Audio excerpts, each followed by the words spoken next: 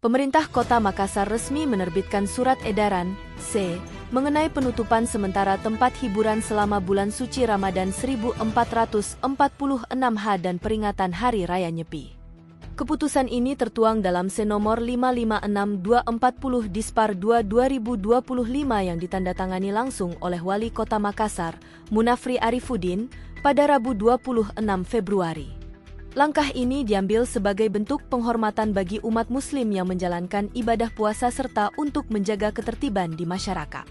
Berdasarkan aturan tersebut, seluruh tempat hiburan malam seperti karaoke, rumah bernyanyi keluarga, dan panti pijat refleksi diwajibkan menghentikan operasionalnya mulai Jumat, 28 Februari 2025.